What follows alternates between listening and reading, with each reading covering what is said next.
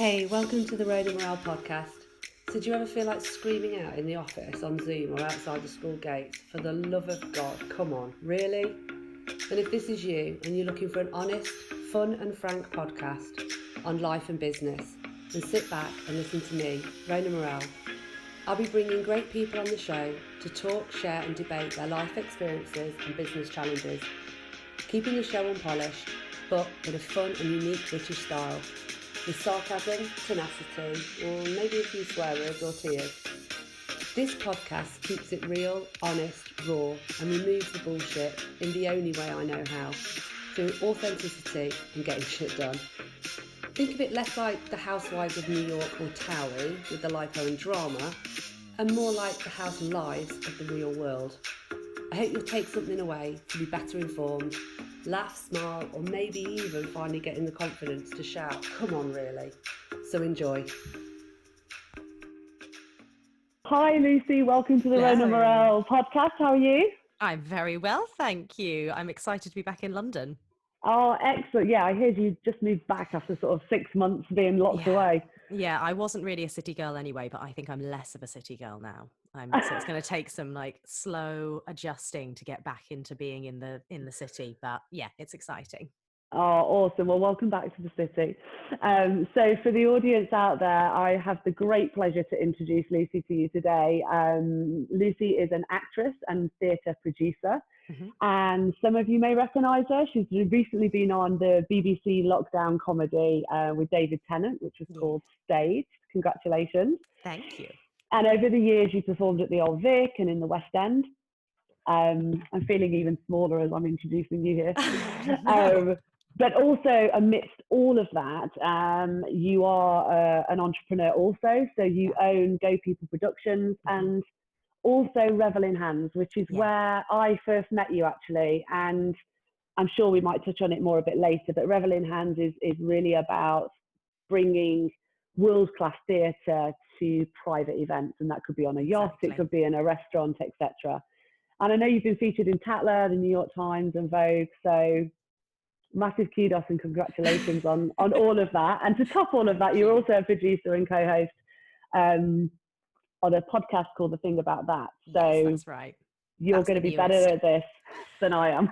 No, absolutely not. I just have a fancy mic. That's literally all. Yeah, because anyone could see Lucy's mic, the professional, and Rona's mic, the novice. I've got mic envy.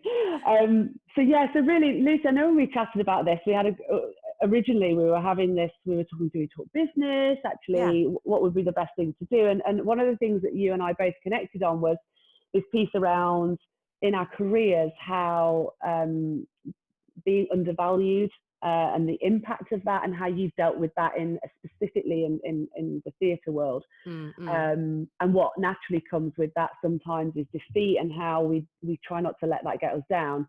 And so we had an interesting conversation about crying in the workplace. So those are the sort of things we're going to kind of chat about today, if you're still up for that. Definitely. Because I think it'll really resonate with people around that kind of emotional, and everyone will have experienced this at some point. Yeah, absolutely.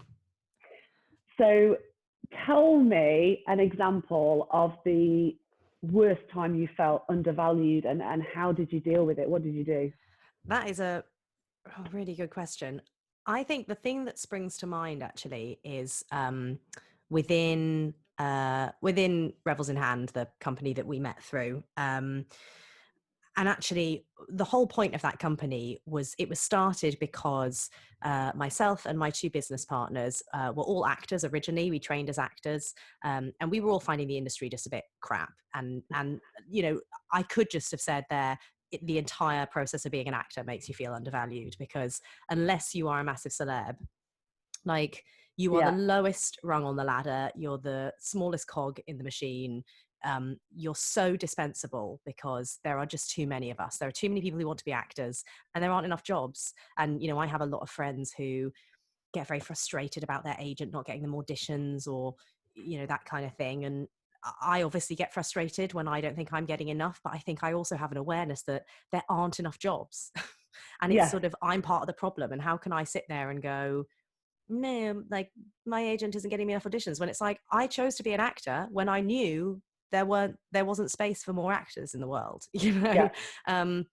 So there's far too many. The ratio of sort of supply and demand within this industry is, there's too many people who want to be actors and there isn't the work. Yeah. Obviously on top of that, large amounts of the work go to the same people, because it's an industry which totally naturally, again, you can't really fight it, it's driven by celebrity and notoriety. Yeah. So I've gone off on a tangent there, but that's number one, is actually you feel undervalued in this job almost all the time. And there's a really interesting dynamic or difference between what life is like when you are in work and what it's like when you're out. And just as one specific example, when you are doing a job on the West End or at the Donmar Warehouse or at the Old Vic or any number of these incredible spaces, you often get given free membership to a lot of the sort of fanciest members clubs in the West End. And it's because these clubs want the clubs to constantly be filled with the casts of the best shows in town. Yeah. But there is an interesting thing there where, on the first day you get given this sheet and it's like, you have got temporary membership to the Groucho Club and the Hospital Club and the Ivy and da-da-da. And you go, oh yeah, fun. And it's like, it ends the week after you finish the show. And, that's one example. It's just, you finish the show and suddenly you're not welcome in those places anymore because you're no longer of any interest. Really the show is not going. That's quite brutal, isn't it? I can imagine you going from super highs to just a massive crash. Yeah, you absolutely understand why so many actors really have a lot of difficulties with their mental health. And because it really is, you're held up on a pedestal and then you go plummeting down. And there's a lot of actors who are lucky enough to go from job to job, and the dream as an actor is always that in the last 2 weeks of a show, you land your next job. But the reality is, I've certainly never once in my career have I gone from one job to another. I've always ended that job and been like, that's it, and the abyss opens again, and I just fall into it. And I fall into it. And actually, to comment on that, I've gone off on a whole other point from what I thought I was going to. The best way to deal with it is sort of what I and actually many of my peers and the people I respect the most have all done, which is you have to have other things that give you value and that take your time, so that actually the acting, if you want to go into theatre, you're told you have to live and breathe it and it has to be the thing you love most in the world. And actually that's a really unhealthy way to enter this industry. And you have to enter it because you love it and you think you're good at it and you can do it. And you have something to offer, but also it can't be your number one only love. But I don't think that's natural in some ways when you think about just life in general, because like you said earlier, the stats of you making it to be that consistently working, you've got to be at the top, and that percentage is so small. It's tiny. How do you? So from a mental health point of view, you can't possibly put everything. And I guess, like you say, you don't want to be kind of whinging about it. You've got to be creative, and hence why you've done these businesses. Exactly. So I think, to come back to what I thought I was going to say actually at first, the place when I felt more noticeably undervalued, because it came as more of a surprise to me, was within Revels in Hand. And actually it's because when my partners and I started that business, we wanted to be able to provide we had so many actor friends who were like supremely talented, incredible people that we respect so much. And we were seeing what their real lives were like, which was like ours. There were good times, but there were also totally empty times.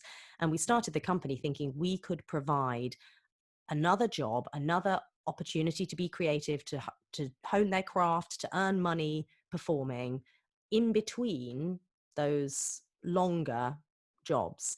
And that what we could do is offer entertainment on a nightly basis, in people's private homes. And if we could get the right kind of actors who are flexible and adaptable and very, calm and easygoing, which is what we've ended up finding, they are the kind of actors where you can ring them up and go, we've just had a booking for that Noel Coward play next Friday. Can you relearn the lines? And they go, yeah, absolutely. And, they take a couple of days, the lines are back in their head.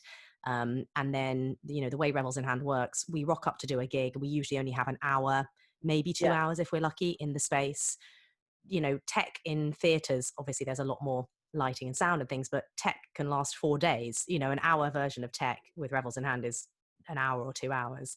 And sometimes, you know, you're in a room where suddenly you go, okay, the whole play is staged for the entrance to the room to be over there, but now the entrance to the room is actually going to be behind the audience. So let's just quickly restage a bunch of this movement so that everything works nice and smoothly.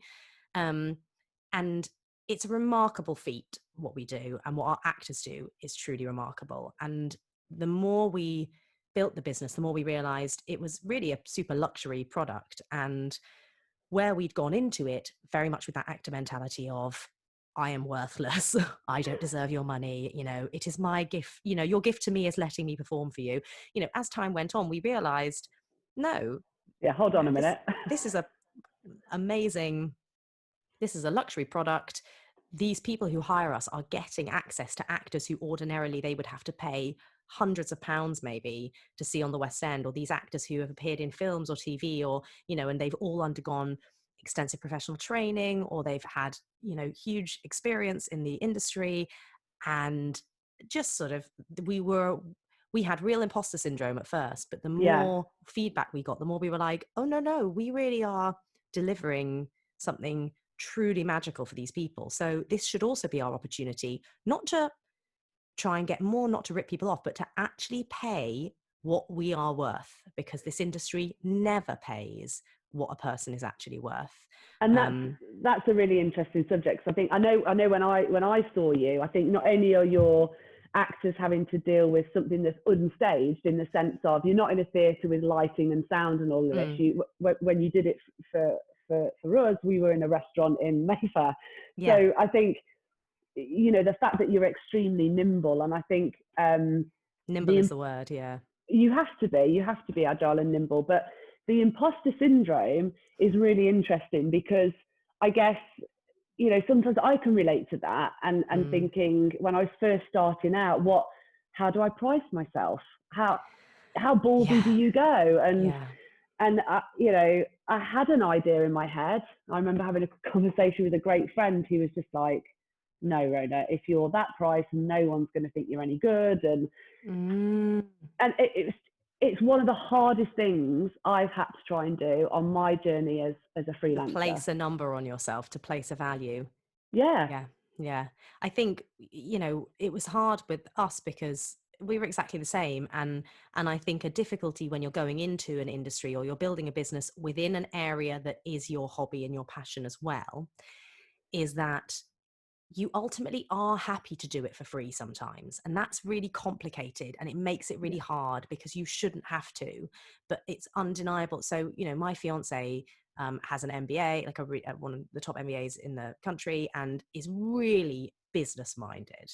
And, you know, he almost can't fathom the way I live my life and run my, but, you know, he's almost like, it's the worst business in the world. And I'm like, well, yeah, it is the worst business. And you're marrying this man. Yeah, exactly. I mean, he's endlessly supportive, but he's like, just on paper, like, you've created something amazing, but like, in business terms, it is the worst business. Like, theatre in general is the worst business in the world. And I'm like, yeah, it's stupid. It's like, imagine if you went into the Dragon's Den now and you were pitching for money, what do you think they'd say?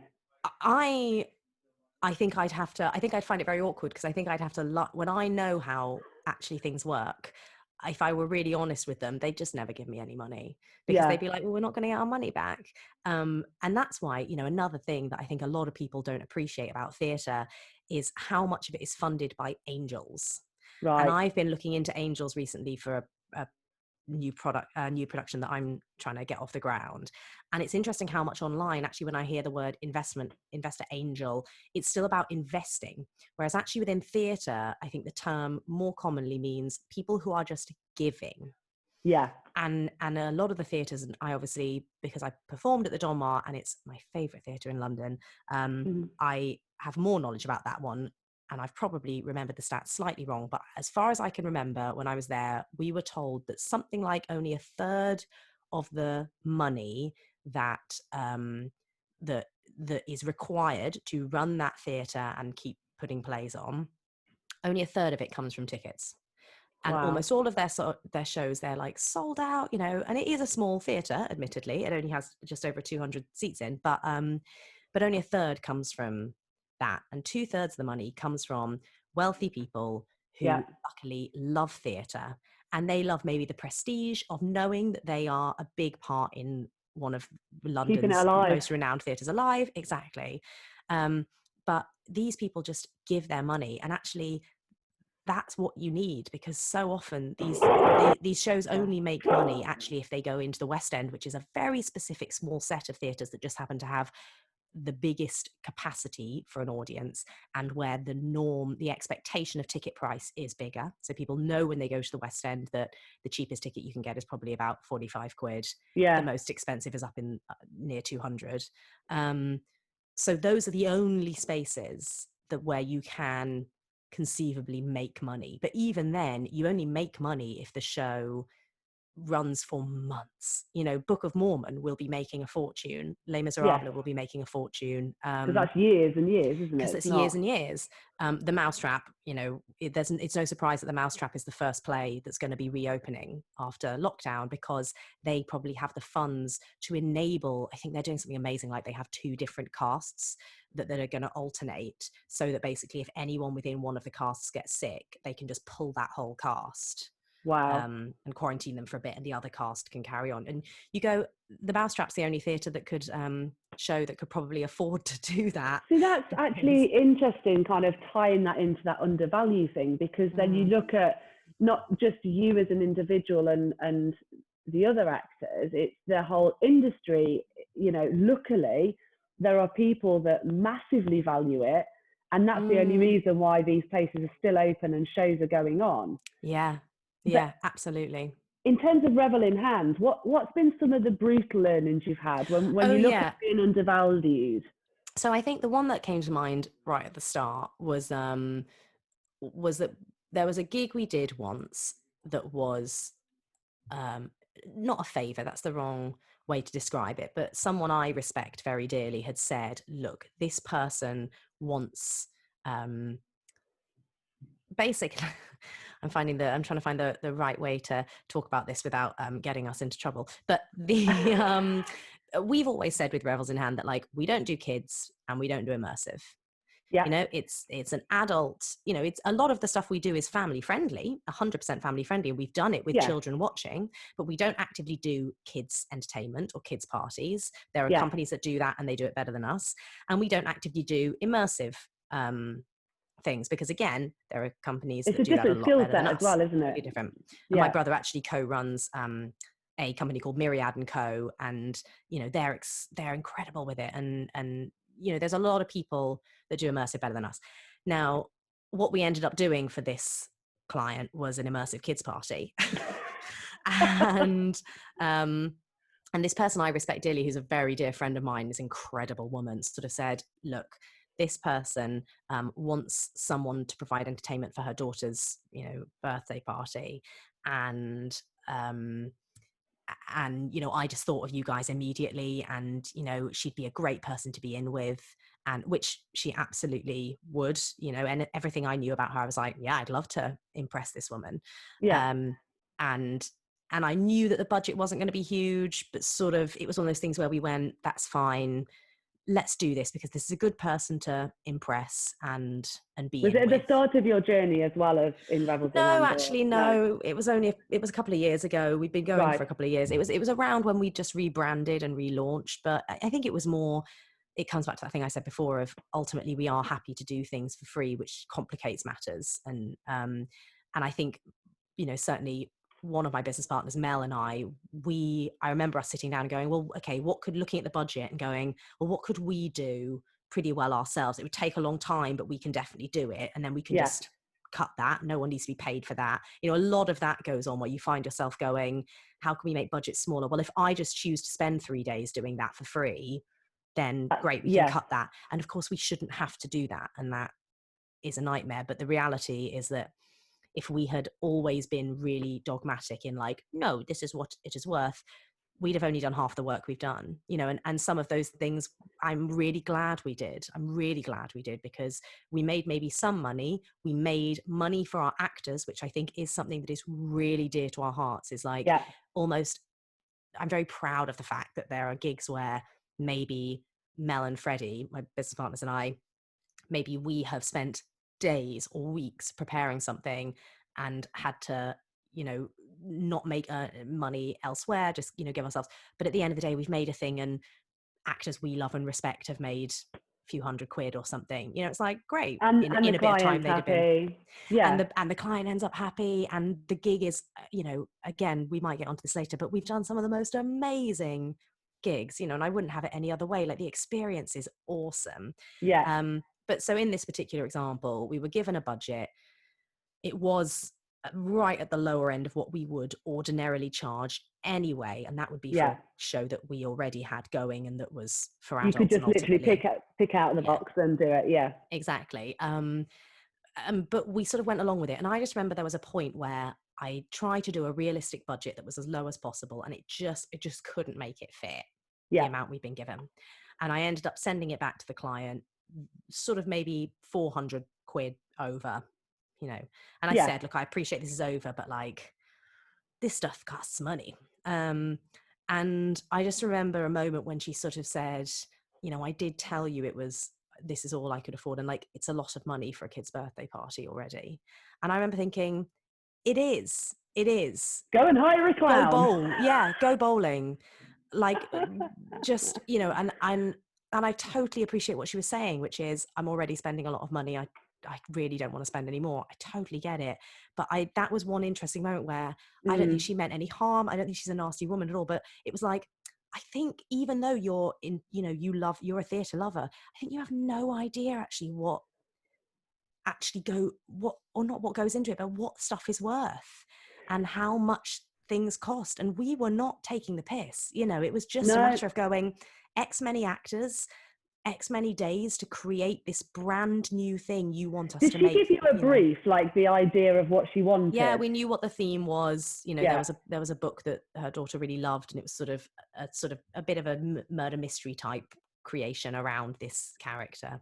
But that was a real eye-opener for me. And I can remember a moment where, specifically looking at the budget and what we budgeted for the actors, she sort of said, oh, but some actors did a reading for me once and they got paid, something like, I hate that. Or they did it for free. She might have even said, and they did it for free. And I thought, of course they did, because a play reading is a thing that like a lot of actors love to do. If you ask them to do a play reading, they'll do it for a cup of coffee and a packet of biscuits, because it's fun. If they're free on the day, it's like, you've got nothing to lose. It's lovely to sit down and read a play, lovely to chat about it with people. Often if you just offer to buy their lunch, they're thrilled. And I was going, this is a totally different thing. This is actors having to come in for the whole day, then actually entertain for about 2 hours or 3 hours, I can't remember, on form. There's something about working with children where much more exhausting than adults, and in an immersive setting. So it's not even like learn your script and just do your lines. It's like they have to be, that word you said earlier, they have to be nimble to the max. Everything is constantly changing and I just remember thinking, I'm not going to pay my actors only. But do you also think though that in instances like that, individuals know the power of their network and know the power of what they can do and push that too far? They're not really paying it forward. They're actually I'm sure there was no anger or intent or rudeness, but no, it's kind of like, well, you should really do this for me because I can do X, Y, and Z for you, but without actually saying it. Yeah, quite possibly. Yeah. I think there's two kinds of people, aren't there? There's the people who, slightly manipulate their power, and then the people who genuinely want to pay it forward and help in whatever way they can. And we've definitely got a lot of them as well. We've got a lot of wonderful supporters and kind people who,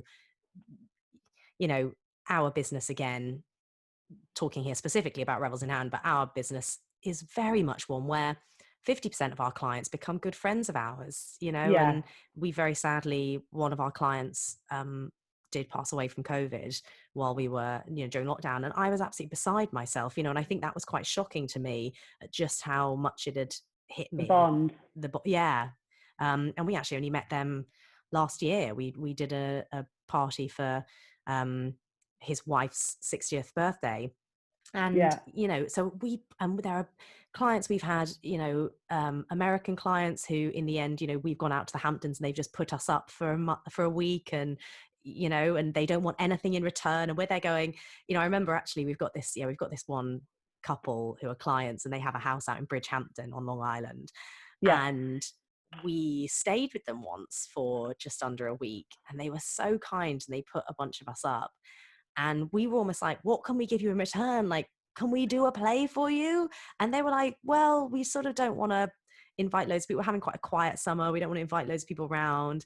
And they were like, but we're going to have a couple of our best friends round for dinner on Saturday. We'll all just have a big dinner party. And we basically joined in on this dinner party. And I remember at sort of 10 o'clock at night, we all, slightly pissed, staggered upstairs and got into costumes and came down and did a 20-minute play in their living room, just for these sort of like the couple and their. But that's when doing it free it's organic, and you take the moment, and you never know what that might bring. And I think that's just a naturally wonderful thing, and a reflection on you and the people that were there.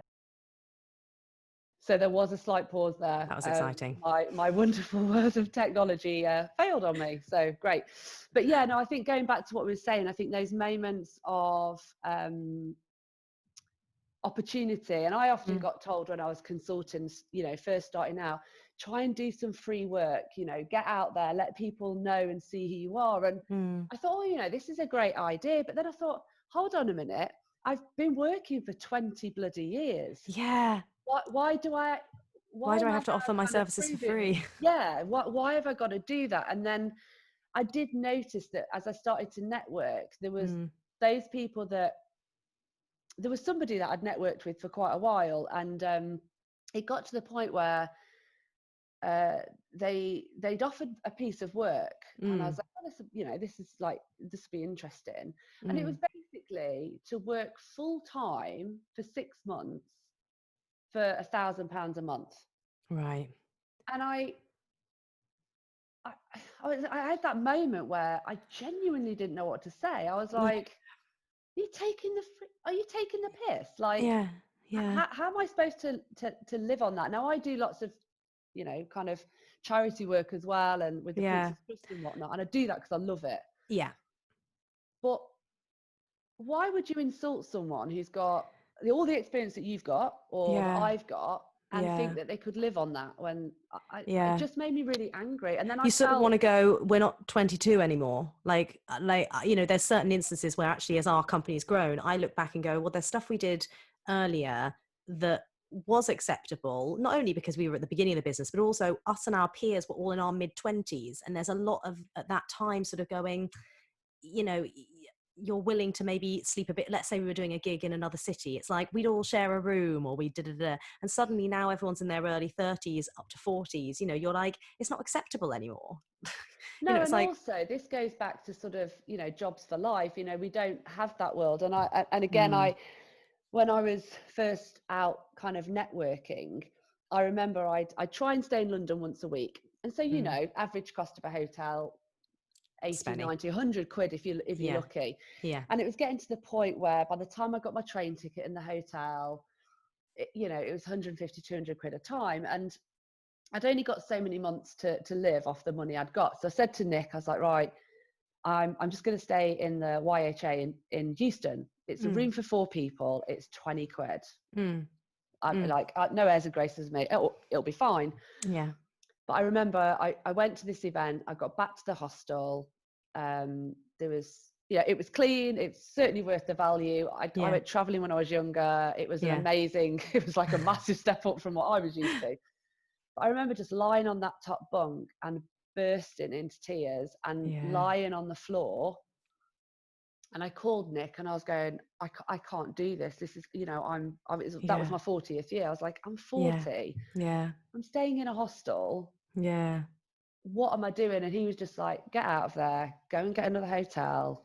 We'll pay for it, all of this. So I think that, like you said, you want to do things like that. But at what point do you go, actually, no. Enough. And I think it's interesting what you said when you said you do a lot of charity stuff as well. And we've certainly donated an evening with Revels in Hand to a number of charities over the years. And again, sometimes that's, our top investors for our public productions are actually a couple that originally bid for us in an NSPCC auction 5 years ago. So it absolutely can come Yeah. back around. But I have a friend whose brother is a top rower, and she said an interesting thing once where she said he never does anything at a discount. He either you what am I trying to say? You either pay him what he's worth or he gives it for free. Yeah. She was like, Okay. because there are instances where he wants to go and give a talk or whatever because he loves the society, and he's very happy to say, I'm doing this for free because I love this. I have maybe a personal connection with this place, or I believe in this charity, or whatever it is. But sort Yeah. of, he'll never limit his value. It's like he's worth this, but sometimes he's willing to just bypass that because he believes in the thing. And I thought, oh, I really like that. And for a bit, I was like, maybe that's how we should work. But of Well, I course, was it's going not to that ask simple you for though. everyone. So when you summarize it that way, I just think, yeah, bang on. This is what I'm worth. And then when I want to get involved and give back and, pay it forward, I will. Have you changed how we price? How you do things now? We've tried to occasionally. And again, this is something that Tris, my fiance, keeps saying to me. He's like, when he tries to work out the perfect cost of, what a night with us should be worth.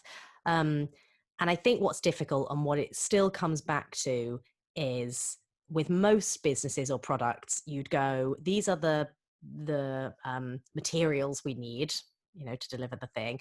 And then this is the cost of the business, this is a percentage of the business costs over a year. And, and actually for us, I don't know what they are, there's an element of going at the moment, we work from our homes, or because we've done a lot of stuff for private members clubs in London, we're now members of a couple of members clubs. So we work from those members clubs, or we work from home, and there are no costs associated specifically with that. But We it's give time. hours, but it's time. We give hours and hours of time, but it varies all the time. And sort of, we give it for free when we can. I think it's so muddy. And I totally understand why Tris gets wound up about the way we run our business and basically feels like we're sort of screwing ourselves over. But I think we really do find it hard to say, this is what, the one thing I find it easy to do is, how much is it worth for our time of the event? That's easy. And, we have a real, our stick in the ground of like our actors basically have absolute minimum of £100 for a gig, but in general it's more, but absolute minimum we ask for £100 for each actor for the night. If it's a gig that is out of London, there needs to be 50 quid for the travel day as well.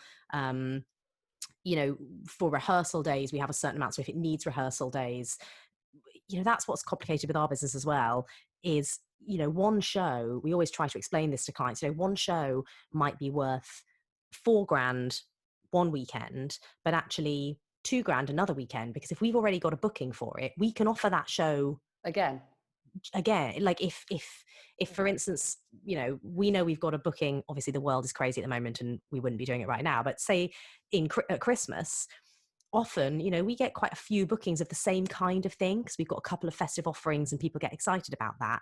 And we can offer that for less then, because the minute we know it's going to be up and running, it's much simpler to reel out for people, whereas if, for instance, the time when I felt a bit undervalued, someone's asking for something totally niche that's going to be created wholly from new. I think probably can't. But do you ever try and future-proof with that? So to try and say, okay, these are the kind of off-the-shelf ones, if you like, and then make the bespoke ones in a sense where you think, well, how could I make this so that this becomes a saleable package? I mean, the reality is, yes, we now, at the beginning, I think there was no idea and stuff did go for cheaper. We were willing to do stuff for much less than we should have done. I think nowadays what we tend to say is that shows are minimum £2,500. And that is for something that is up and running already, that's on our menu. We have a sort of menu of about 5 shows at any one time that are basically ready to go, that won't take much time to spruce them up. So we say minimum £2,500, and that something totally brand new commissioned is normally minimum £5,000. But then we will do it on a case by case basis. But having said that, I know for a fact that, we did some we did something over lockdown for a client that was video related that was less than £2,000, and it definitely was worth much more. But there was an element of us going, we're in lockdown, we're not doing anything else. If that's all they've got, do we basically say that's not what we're worth and then we just lose the job and sit on our asses all day, or do we say yes and at least get something and Yeah. be creatively fulfilled and form a good connection with a client? And that's, I think, what's really tricky with us, and it must happen in other businesses as well. But It does absolutely. And I think, I think if you could take away that financial pressure from everyone's lives, you wouldn't be in that situation where you're having to make that choice. You go back to that great advice, which was you either do it for nothing or you pay for the value of what it's worth. You pay for those 20 years of experience and the planning and the prep. And yes, the fact that you're not running a theatre or you have offices is reflected in the price that you do, but not to such an extent that you feel undervalued and not motivated. Because the last thing you want to do, I guess, with something that you love is be delivering it to people who you don't think are understanding the cost. And then you lose the love for it. That would be horrendous. Yeah, I heard, I'm trying to think what it is now. Someone said something wonderful to me last year where they said every booking you take should have 2 out of the 3. I want to say they were P's, Okay. prestige, pleasure. Maybe it was prestige, pleasure, and pay. That might have been it. Prestige, pleasure. And what they were saying is, as long as something has 2 of them, so you can do something because it puts you for, like, let's say, do it as an example, just me as an actor, not Revels in hand, but just me as an actor. I could take a job at the Young Vic if I loved it, but it was actually paying below equity minimum, which they'd never do, but because the prestige of being the Young Vic would be great and I'd have a great time because it's a play I love. Or I could take a job doing a play that I love and that pays really well, even if it's in the back end of nowhere in a scuzzy theatre and no one's going to watch it. Or what's the final one? It's the prestige and the pay. You could do a play that I hate and a part that's going to be really boring, but if it's a theatre that's going to propel me in some way and it's going to pay me really well, you can do it. And I thought that is really prestige, pleasure, and pay. I thought, that's a good way of deciding whether or not you should say yes or no to something. I think it is. I think it's a really nice way. And, I sit there sometimes and say, and I enjoy the fact now that I can have the pleasure of getting to know someone before I agree to do any work for them. And, it's really empowering. So I think, the 2 out of the 3 is great. And then you feel like you've had a choice and you've made a choice rather than being put up against a wall. But so I guess talking about sort of being an actor generally, I guess feeling deflated, defeated, and not letting it get you down, you must, and your peers must get that an awful lot. It's really tough. I think it's the one bit of advice that I actually think of now if anyone who wants to be an actor or anyone is, talks to me, or if anyone is coming out of drama school. I'm like, when I was younger, everyone used to say to me, what's your plan B? And obviously, when you want to be an actor, you don't have a plan B, and you feel very strongly that you shouldn't have a plan B and that sets you up for failure. And you don't want to admit that you're going to not be a massive Olivier Award-winning, or Hollywood star. And now, actually, I think I've sort of refined that to go, the advice people should be giving is, what is your job B? Not your plan B, because you've failed and you have to do something else. Failed in inverted commas. I mean, it's not a failure. Not a failure. But what is your job B? Because the reality is that for 99.9% of actors, and that includes actors that most people look up to and think are incredible and, seem to be working pretty regularly, they aren't working really regularly. Like, it is still the case, even if you are a really successful jobbing actor, that half your life you're in between jobs, you're sat around doing nothing. And if you don't have another job that you do in that time, you will go mad. But I guess from an outsider's point of view, people might just think, well, if it's people we know really well, they're probably getting paid well enough for those that they 6 don't have months, to. that they don't need to Well, work for those maybe, 6 but I months. think that's I guess a really common misconception as well, that just because you don't need to work, what you often find is people just feel, it comes back to that undervalued thing, they have no purpose. That time is really hard because it's not like, it's like, Yeah. well, I don't need to work, so I'll sit around and watch daytime TV all day. It's like, you want to be acting, you know, and if you're not acting, you're bored. You don't want to be sat at home just scrolling on Instagram. Yeah. So, you know, it's for all purposes. It's even if you're, yeah, successful and you're being paid enough that you don't need to work. If you're one of those, if you're lucky enough to be one of those people, you'll find they often have some involvement with a charity or a foundation or something. They're doing something. And just because they don't necessarily scream about it, it's Yeah, exactly. They'll be doing, or they'll be, you know, at the stage in their life where they have families now, and actually the family does take up a lot of their time, and so they do sort of go, well, at least I can just give to my family in this chunk of time. yeah. You know, I did a play on the West End at the end of last year with Toby Stevens, and bless him, he is such a family man and clearly just adores his kids and adores his wife, and he's the loveliest man. And as a cast, you know, we got on very well, but he never came for a drink with anyone after the show because the show finished and he was desperate to just get home to his Yeah. wife and his kids and be with them. So I think if you're lucky enough to be Toby Stevens, then yes, you're earning enough that probably in between jobs, you just enjoy But being they with your want to go family. home to that, what they would see that as the real world. I guess it's that Yeah. whole, I'm on stage, I do my thing, and then there's that double life. And I think you've touched Yeah. on a couple of subjects there that massively, of course, impact mental health and purpose, and whether that purpose is waking up every day and being, you know, a mum or a domestic engineer, as I call them, or it's being a famous celebrity. I think a lack Yeah. of purpose is Yeah. It absolutely is. And for the whatever percent of actors who are not like Toby and also don't earn enough to tide them over, you need something else in those times in between. And when I first left, and it's not admitting defeat and it's not failure. It's like, an actor is not just an actor. That's the truth. You know, an actor is not just an actor. An actor will, almost any actor you talk to is an actor and da, da, da, da, da, da.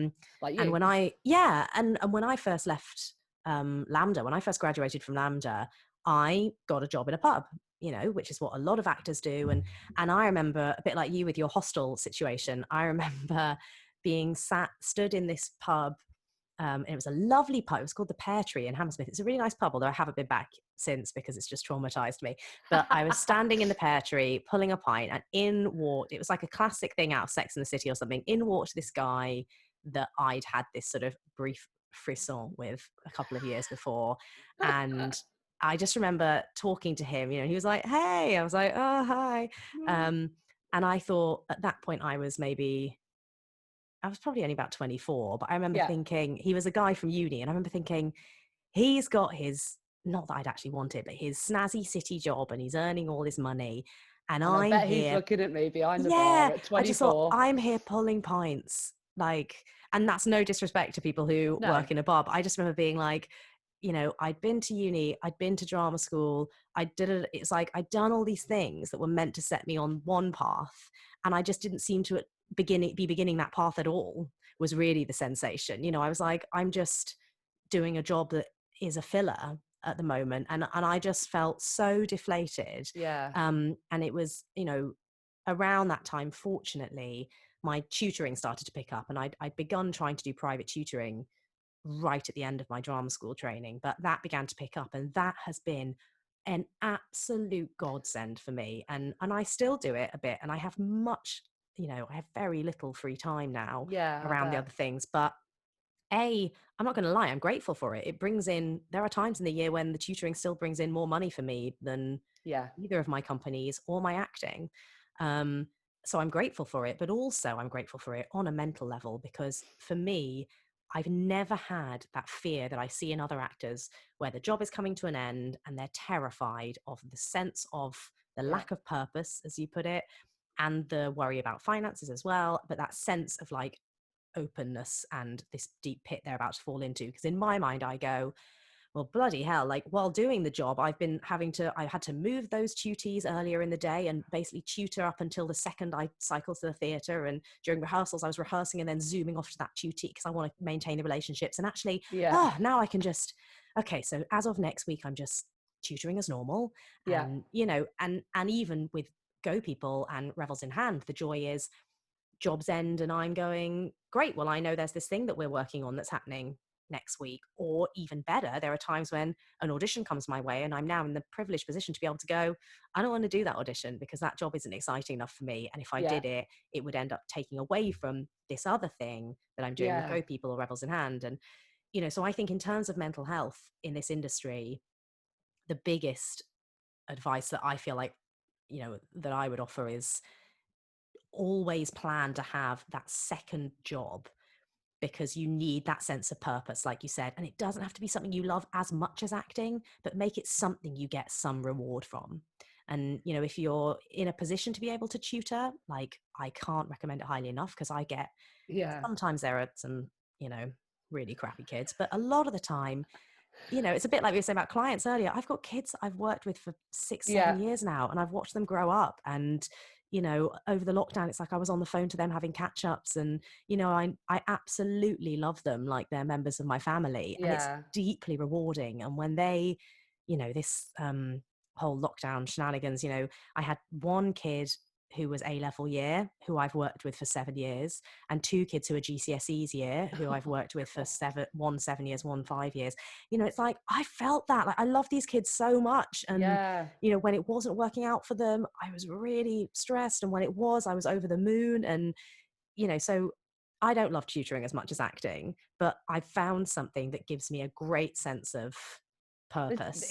I think as well, with it being with the fresh talent coming through, it's not just the fact that you're paying to kind of help teach them, but it's that undoubtedly you'll be a mentor and someone for them to look up to as well. And I think, I think this idea around, what's your job be, what's your purpose be, what's your kind of financial be, whatever we want to call it, it's how do we encourage especially young people, but also people now who might be in their 40s like me and have had a job for all their life and think, I can't change, I can't have a different option. But I guess it always comes down to the people that I've been speaking to about that get up and go, don't let it get you down, keep going. Because I was really moved by Sir Tom Moore. I actually caught up on the Piers Morgan interview last night. Ended up blubbing as expected. Actually, last night I bought his book on Amazon, and the great book as well. But as he said, and continues to say all the time, tomorrow is a better day, and even if it's not tomorrow, eventually it will be a better day. I think that's really key. And I'm slightly aware, as you're saying that, I don't want it to sound, all the stuff I've just said, I don't have it down. No.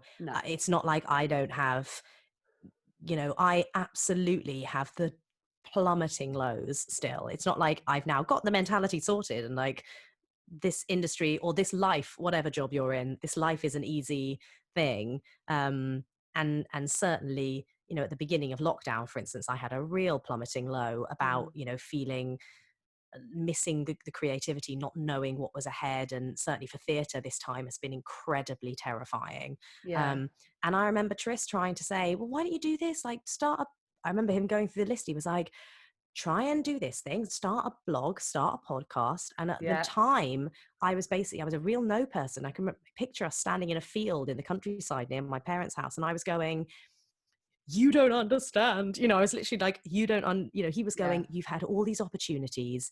You've had this incredible, you are so privileged. You've had an amazing education in schools where you have more contacts than I could have dreamt of having growing up. You've got this, that, like, you can do anything. And I remember going, you're right on all those fronts, and I am better off than most people in this industry, but this industry still doesn't give a shit, and what you don't realize is I've been in this industry for 10 years and I've learned the hard way that no one cares about me. I was absolutely woe is me. But I think we can forgive ourselves. We all know, you and I both know, we've only got to turn on the TV every day and see what down actually really is and what it means for many millions of people around the world. But we've got to forgive ourselves. And when we do have those times of rock bottom, to us rock bottom, Mm. it is really emotive. And I think it's great that you've got a partner you can bounce off, and he's, you know, will kind of give you a good old slap and tell you to kind Absolutely. And the get on with reality it. is, you know, I told him he didn't understand and he got it all wrong. And 2 days later, I started planning the podcast that I now, you know, so, you know, it absolutely is needed. And it comes back to what you said about tomorrow is a better day. You know, Sir it's Tom Moore, fine. not Sir me. Tom Moore, I Sir don't Tom say Moore. that, Sir Tom Moore. But, you know, yeah, if you have a plummeting low, again, I understand it's a much bigger issue for many people. And I'm very lucky in that my plummeting lows are still not, you know, Yeah. I don't think I suffer from actual depression or anything. So I'm incredibly lucky on that front. But to that end, I was suddenly afraid I get the name wrong, and I wanted to look him up. Is his name Joe Tranchini or something? Have you heard this guy? I feel awful that I've forgotten his name. Let me just check it No. before I quote him. Yeah, don't quote the wrong person. Joe Tracini. Joe Tracini. Right. At Joe Tracini on Twitter, spelled Okay. Tracini, is this amazing guy who is an actor and suffers from really debilitating depression and anxiety. And he became quite a lockdown hit because he was doing this thing where he dressed up in a leotard and danced around his garden. I so know who you mean. He's got glasses. Yeah. Glasses. And he did that thing where he'd be like, he'd dance around and then he'd name the dance, you know, it'd be like peeping ferret and like, and then pick the daisies. My old school friend would be screaming at me in the ear at the moment because she absolutely, her daughter is at Bird actually. Right. And so she's massively into theatre and all that sort of stuff. She'd be screaming at me right now, but now you've described him, I know you mean. Amazing. And actually what's been remarkable is that he's talked a lot about his depression on social media over this time. I think, you know, lockdown has really highlighted it, and just this year has really highlighted it. And he keeps saying a thing about, he actually really suffers from suicidal tendencies as well. And he keeps saying this bit of advice, which is, when I'm feeling suicidal, I tell someone I want to kill myself. Yeah. Because if I just tell someone, they'll sort of, you know, and I just tell myself just to wait until tomorrow. And then tomorrow, I never want to. You know, and he's like, that is my big thing, is just tell yourself, just don't do it today, and you'll probably find the next day the desire is gone, because it's fluctuating and it's hormonal, and it's, you know, I must admit, I did see him actually on an interview with Peston on ITV one night, and he was talking quite openly about suicide. And I don't really know what to say, but I think that combination of that and the just take that time, like just talking, tell someone. I'm the same. I sort of don't want to sound like I'm weighing in on, you know, I have nothing to offer to a conversation about suicide, fortunately. But I only say that in terms of, you know, I don't want my comments about just have another job to sound flippant, because you know, I'm aware of following him, and, you know, that actually that's advice he gives as well. And I don't think, I don't think anyone state. kind of hearing this or seeing this would take that impression from you. And one of the last things I wanted to kind of just touch on and talk about, because it just really interested me when we spoke originally, was around this, you know, when we talk about low points, when we cry. I think we've both mentioned today at some points we've had a good old cry. And sometimes through anger, sometimes through sheer frustration or sadness. But you spoke about it, and I'm interested to hear your thoughts about it being a superpower. Yeah. So I said that because it was actually the two friends that I now co-host The Thing About That with. They came to see me in a play back in December, and while we were having a drink afterwards, one of them raised the idea that she'd had a really bad week, and, you know, she'd burst into tears and felt a lot better afterwards. And it just made us all go, we were all quite criers, and I am such a crier. But actually, I think for a crier, I'm a very happy person as a general rule. And actually, I think that's not coincidence. Like, I think I'm a very happy person because I cry very easily. And I've always felt that, you know, this year actually has been the one time this hasn't worked quite as well. I think it's been such a strange time, and situations have been so hard at times, you know, that a good cry hasn't necessarily just reset me. But as a general rule, crying for me is my catharsis, is my, it's interesting what you said when you said sometimes out of anger. Absolutely, for me, often I cry because I'm frustrated, Yeah. I'm tired. When I get tired, I get very emotional. Yeah. And the crying is a release. It's like I've just let the air out of something, and I cry, and then afterwards I feel like I've sort of pressed reset, and actually I'm capable of carrying on then, totally fine. It's sorted me out.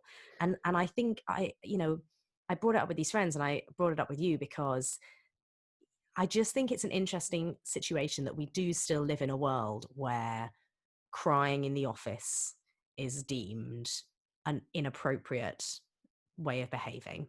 Yeah. And it's something that we are criticized as women, we are criticized for doing. And it's something that poor men are criticized if they do, maybe to an even greater extent, to the point whereby they don't, they're trained to not do it Yeah. from the minute they come out the womb. It's like, you will not cry. And that's why we've got so many Male problems with suicide. male Yeah. suicide and depression and things. And I just think, I have one dear friend who I remember her being very grateful, or telling me once about how grateful she was for her boss, because her boss is this incredible woman, and she is so in tune with my friend Abby and just how she feels. And if it looks like Abby's having a bit of a wavery time, she'll almost invite Abby into the office and be like, do you wanna Go for it. just come on, let's just have a cry? And Abby will break down, and then it'll be like, great, and Abby will be like, oh thanks, great, back to work. And I really think that is true of a lot of people. And I find it really interesting that it's still such a taboo thing, Yeah. that to cry in the office is to be weak, when actually I think, this is a vast stereotype, but where a woman might cry, a man might get angry. And I personally feel like it's been very rare. I can't think of any situation where I've been in a place where someone, whether it is a man or a woman, but someone has got angry, has And lost felt their better. shit, and then afterwards, yeah, things have felt better, or they've Yeah. reset. Yeah. They haven't. It just changes the mood almost irreparably. Everyone needs to take a bit of time away. It's harder to work. Anger is not, I don't know why anger and aggression is deemed the appropriate reaction to frustration and exhaustion, and crying is still Yeah. deemed an inappropriate one, when I Well, think that it's a really, much more helpful, positive thing. I do. And I think what you said actually has just helped me, because that resonates. Maybe that is the reason I'm known for being quite loud and chatty and positive. And so I think I definitely feel better for that cry. Sometimes I Yeah. would get in the car, I would deliberately put on songs that I knew would make me blub, but I Same. Oh, I've just done that. needed that whack on the volume, get in the car, and just have that really, really good cry. And if my girls, my eldest specifically, those hormones started to Yeah. kick in, sometimes she gets like that, and I'll be like, we sit down, I go, just cry. And she's like, I can't stop. I'm like, keep going, just keep going, Keep going keep until you going. can't stop, until you have to stop. Yeah. Exactly. But on the flip side, I was working for a company and I was on the board, and I remember 2 times I ended up in tears in the boardroom. And I was told in no uncertain terms after the second time, you have to stop this. It's inappropriate, it's unprofessional. And of course, then that just made me worry Yeah. even more. But again, on reflection, I was so frustrated and I was so angry. I didn't know what other way. Whereas if I'd have got up and thrown my pad on the table and gone, you're all a bunch of wankers, I'm out of here, Yeah. probably they'd have gone, let her cool off for a bit. Yeah, exactly. So I think there's a real issue with that. I'm not sure how we solve it, but I Well, I don't certainly want won't to. I don't be. want to solve it. I'm going to No. carry on having a Yeah. good old blub Yeah, exactly. when I need to. I'm so like you with the putting on the songs. Like, I will absolutely emotionally manipulate myself. 100%. Like last night when we left, Tris and I left my childhood home for the final time. My parents actually were away, so luckily we had a few nights there by ourselves, which is something Yeah. we have not been for 6 months, and that is very hard as adults.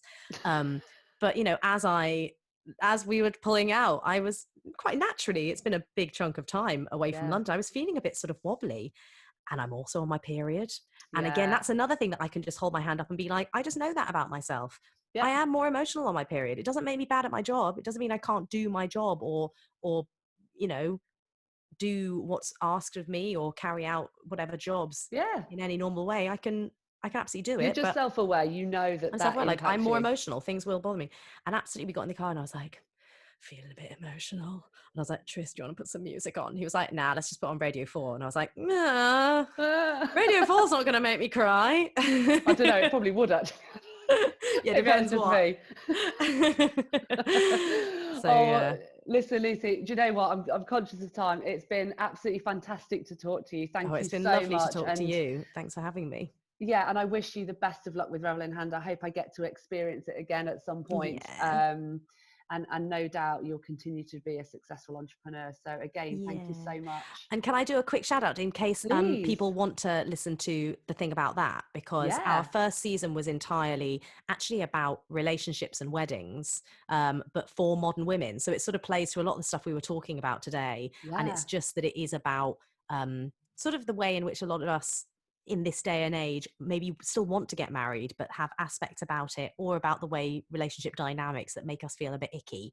So we've Yeah. sort of been breaking down. It's not a wedding, we keep saying it's not a wedding planning podcast, it's a badass societal takedown. So it is for possible brides but also just for any awesome ladies, and Yeah. it's the thing about that, and all the social media is TTAT_podcast. So I'd love that's people to listen to amazing. it. And listen, when we put this episode out, I can add the link in as well for Great. that. But for your amazing listeners as well, I would have loved that podcast when I was planning my wedding. I actually Good. got married in the Sahara Desert. Oh, awesome. So you eloped. Did you elope? No, well, not eloped, but both my husband and I were like, don't want a church, don't want to walk down an aisle, just don't want all of that. And so, we looked at many wedding locations, but in the end, and I hate sand, which is pretty ironic, got married in the Sahara Desert. But yeah, please, thank you for the shout out. And brilliant. And if people want to see about Revels in Hand, that's just revelsinhand.com. But and I'll give you all the that links. as well. Yeah. Yeah, that'd be amazing. Thank you so much, Lucy. Thank you, Rona. Thank you so much. Take care. Bye. Bye. So that's it. You've made it. The show's over. Thank you for being with us. I hope you've been able to take something away, maybe solve a problem, or just know you're not alone. Here's hoping it made you smile with a few laughs along the way. Please feel free to find me on all social media channels, and you can subscribe to my YouTube channel. Just search the Rona Morale Podcast. Have an awesome day and see you next time.